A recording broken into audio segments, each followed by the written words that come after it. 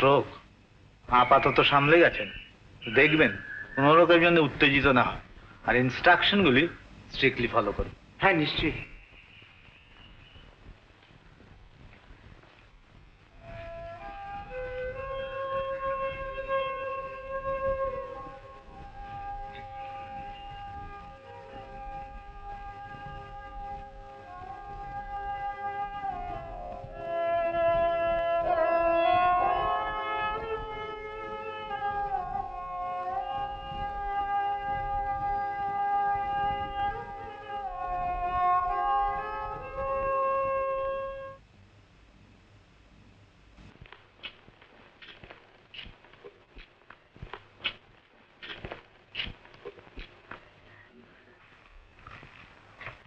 আমাকে ডেকেছেন?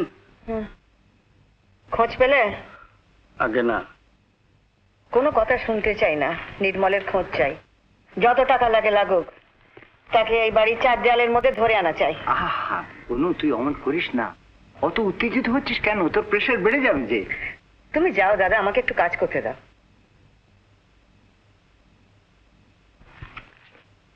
আমার মনে হয় তাকে ঠিক মতন খোঁজ করা হচ্ছে না। বিশ্বাস করুন, কোথাও তার খোঁজ পাওয়া গেল না। থানা, পুলিশ, হাসপাতাল, অফিস, হোটেল, লাবণীদের বাড়িতে, আমি সব জায়গায় খোঁজ করেছি। কিন্তু যেমন করি হোক তাকে খুঁজে আনা চাই।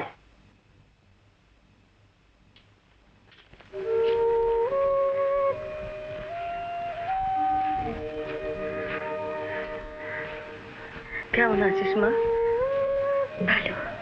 বস। তুই মনে কোনো দুঃখ রাখিস না মা, কোনো ক্ষোভ রাখিস না। তুমি ভালো হয়ে ওঠো মা, তাহলে আমার সব দুঃখ দূর হয়ে যাবে। ভালো হয়ে উঠবো বলছি মা। ভালো হয়ে উঠে তাকে আমার শাস্তি দিতে হবে মা। আমার মেয়ের মুখের যে হাসি কেড়ে নিয়েছে, তাকে নির্মম ভাবে বুঝিয়ে দিতে হবে যে আমার মেয়ে শুধু অপমান সহ্য করে ফিরে আসে না, সে প্রতিশোধ নিতেও জানে। মা, এরকম করো না মা। তুই বল, তুই প্রতিশোধ নিবি, তুই তাকে শাস্তি দিবি? তুই বল, আমি মরেও শান্তি পাবো না। মা, তুই আমায় কথা দে, তুই আমাকে কথা দে, কথা দে মা। তুই কাঁদিস নি মা, তুই মনে জোর রাখিস, তুই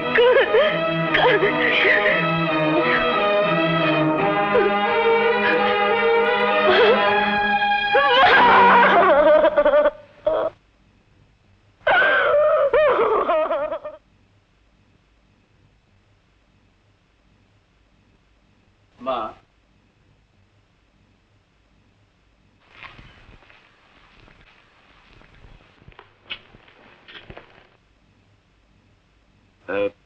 সাকসেশন সার্টিফিকেটটা আজকে পেয়েছি, কাগজে একটা নোটিশ দিতে হবে। আমি যে সম্পত্তি উত্তরাধিকার করেছি সে সংবাদটা কাগজে ভালো করে ছাপিয়ে দিই। ঐশ্বর্যের আড়ম্বরে লোকের যে ঈর্ষা বাড়বে, তোমার সম্পত্তির উপর নজর পড়বে। তাই তো আমি চাই মা, অর্থলোভীদের যেন হিসাব বাড়ে।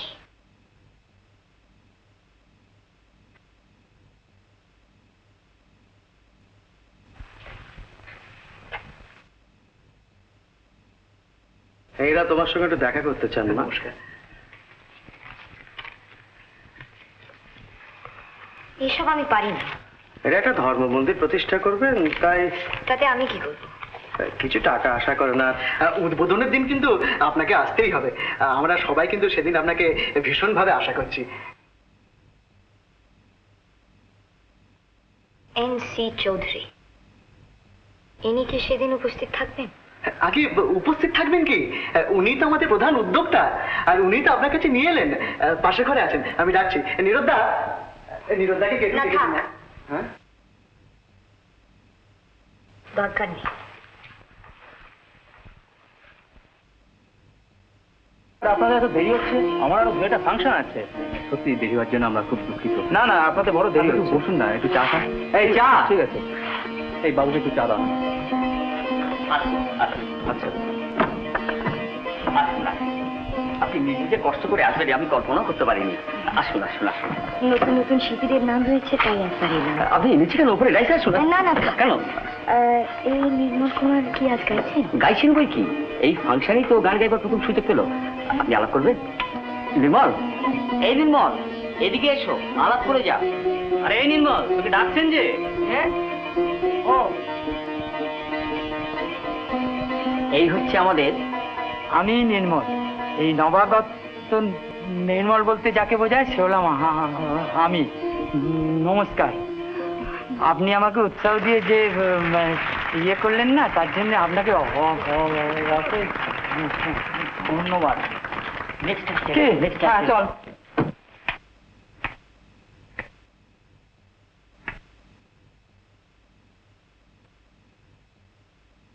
মা, ম্যানেজার বাবু।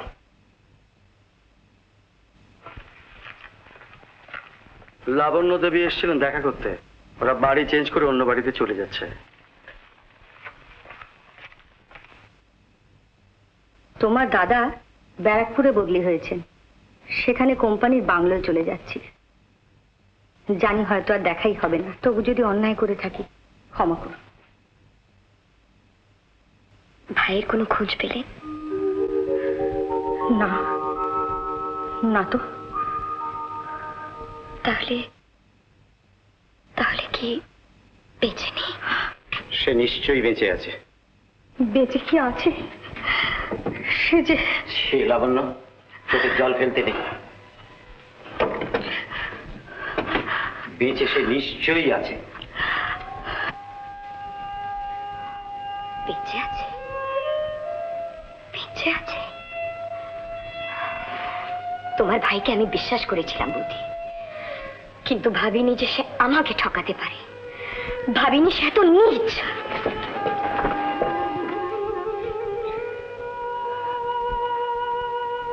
আমার ভাইকে তুমি চিনতে পারোনি ভাই। সে নীচ নয়, তবে আজ যখন সে কথা বলবার উপায় নেই, সে কথা বলবো না। ওকে ভুলে গিয়ে তুমি বিয়ে করে শান্তি পাও, তখন হয়তো বুঝতে পারবে। কিন্তু তার আগে অনর্থক তুমি ঈর্ষার আগুনে জ্বলো না, তাতে তুমি শান্তি পাবে না। আর তুমি শান্তি না পেলে আমার মনে হয় নির্মলও শান্তি পাবে না। যদি কখনো তার সন্ধান পাও তাহলে তাকে জানিও, আজ আমি ছাড়া আমার কোনো অভিভাবক নেই। অক্লেশে প্রচুর অর্থ আজ আমি বিলিয়ে দিতে পারি, দরকার হলে তোমার ভাইকেও।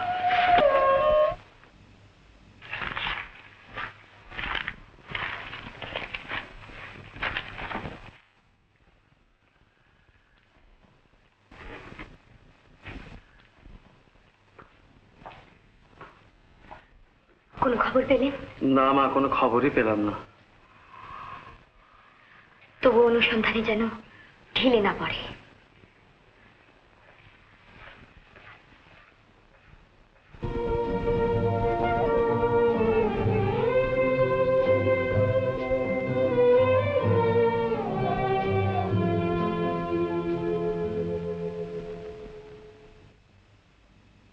এতক্ষণ আপনারা গ্রামোফোন রেকর্ডের যন্ত্রসঙ্গীত শুনলেন। এবার আপনাদের আধুনিক গানকে শোনাচ্ছেন ইন্দ্রজিৎ।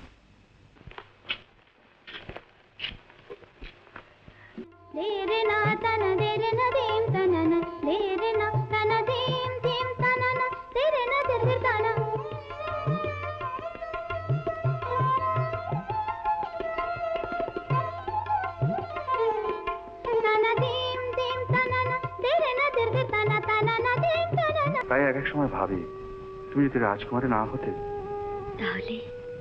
তাহলে অসংকোচে বলতে পারতাম তুমি আমার।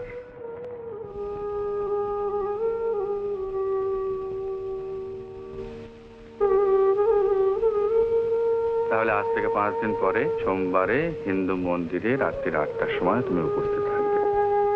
আর বিয়েটা হবে একটি মেয়ের সঙ্গে একটি ছেলের।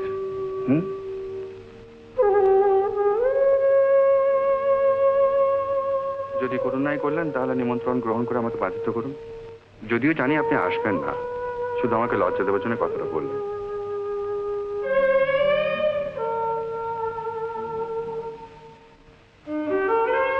ওকে তো আমি চিনি না।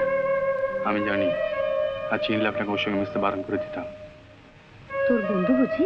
হ্যাঁ, একসঙ্গে পড়তাম, এখন ভাবতেও খারাপ লাগেছে ওর সঙ্গে আমার পরিচয় আছে।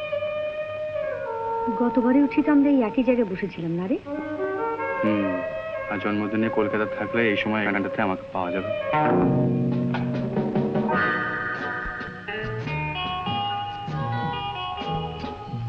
Good evening. আপনি? আপনি আমাকে চিনতে পারছেন না? নির্মল ইন্ট্রোডিউস মি। তা আপনি একা কেন?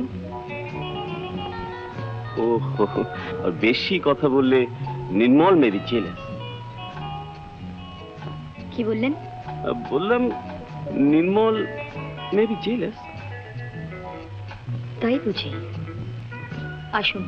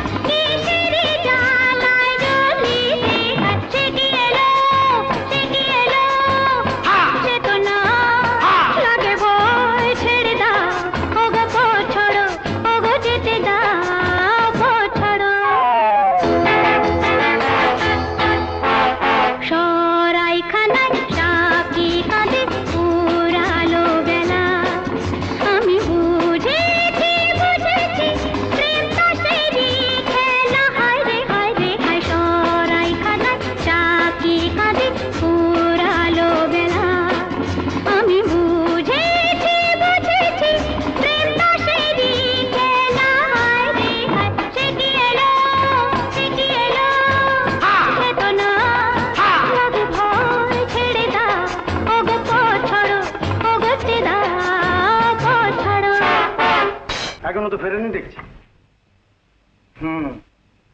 তাই তো দেখছি, যে ছেলেটির সঙ্গে ঘুরে ফিরে বেড়াচ্ছে ছেলেটি অত্যন্ত নটোরিয়াস। সম্ভব সোসাইটি পেপারে স্ক্যান্ডেল ছড়াচ্ছে, আরে অগন্তি চিঠি। আর যে সমস্ত স্কুল কলেজ চ্যারিটেবল ট্রাস্টের সঙ্গে আমাদের রাজকুমারী জড়িত, তারা সম্পর্ক রাখতে চাইছে না। খুবই স্বাভাবিক, আপনি এখনো কিছু বলুন। বলবো।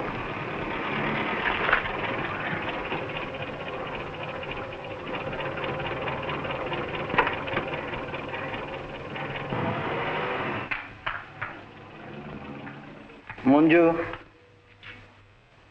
চিঠিগুলো, আর এর মধ্যে একখানা ছবি আছে। এগুলো দেখলেই বুঝতে পারবে যে লোকে তোর সম্বন্ধে কি ভাবছে। ও তো আমি রোজই দেখি, কিন্তু যাকে ভাবাতে চাই সে ভাবছে কি? এসব তুই কি বলছিস কি? আমিও বুঝেছি মামা, কাদা ঘাটাই আমার সার, কিন্তু যার মনে জ্বালা ধরাতে চাই এসব তার নজরে পড়ে না। আমি তো কিচ্ছু বুঝতে পারছি না। বুঝতে চেয়েও না, আর আমি চাই না যে তুমি আমাকে কিছু বোঝাতে আসো। বলো, বলো কি বলতে এসেছো বৌদি? এই তুমি কি করছো ভাই? এভাবে নিজে সর্বনাশ করো না, এভাবে নিজেকে শেষ করতে নেই। তুমি কি ঘাবড়ে গেছো বৌদি? হ্যাঁ ভাই, এই পথে তো শান্তি নেই, এই পথে তো জ্বালা নেবে না। কে বলেছে জ্বালা নেবে? জ্বালা আমি আরো বাড়িয়ে তুলতে চাই। যে ছেলেটির সঙ্গে আমার নাম নিয়ে কুচ্ছার উঠেছে, ছবি ছেপে বেরিয়েছে, সে অত্যন্ত হীন, অত্যন্ত ইতর। তাহলে তাহলে কেন? শুধু জ্বালা বাড়াবার জন্যে আমি তাকে বিয়ে করছি। হ্যাঁ, তাকে বিয়ে করছি। আর কিছু জানতে চাও?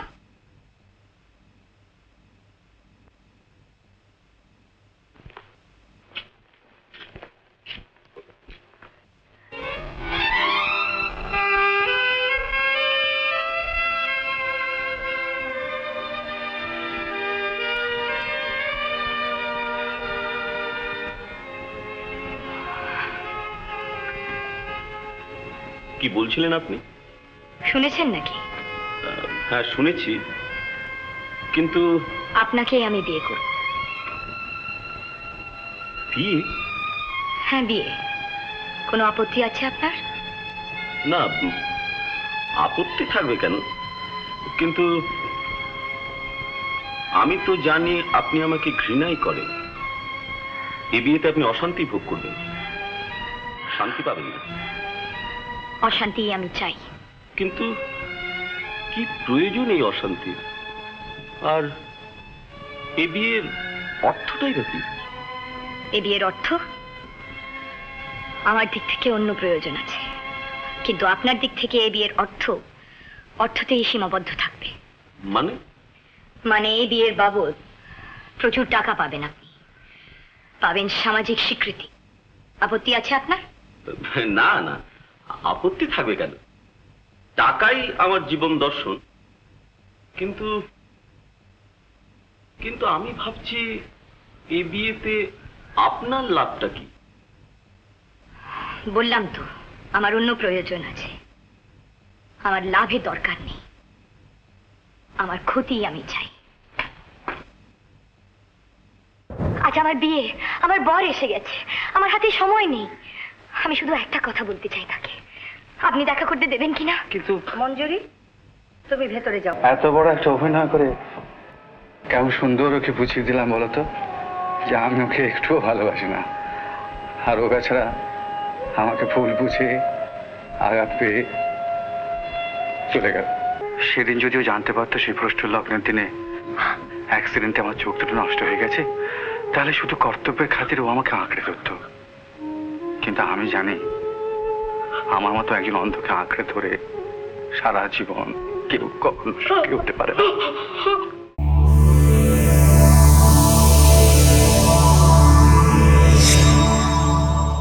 উত্তম কুমারের সেরা সিনেমা দেখতে হলে ডাউনলোড করুন ক্লিক অ্যাপ।